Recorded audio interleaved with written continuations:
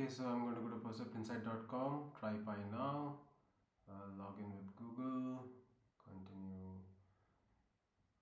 provide my organization name, just put as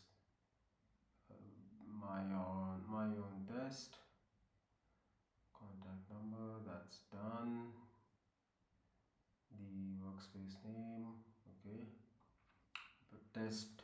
testing. And I'll create a workspace. Looks like I'm in. Okay, I've also got 50 coins worth of credits. Great. Clicked on web.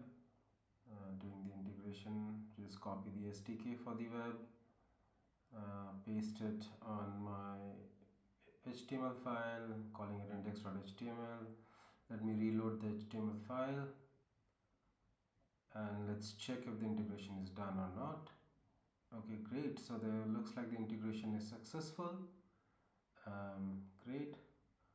What I'll do now is I'm gonna go check events. Looks like some events are flowing in. Let me reload the index again. Check some events. Great. So does it create reports? Let me go check on the default dashboard here. And yeah, fair enough. Looks like the dashboard is loading. Great, I can see some reports. Now I'm going to go back and read up some documentation and see if I can derive those insights.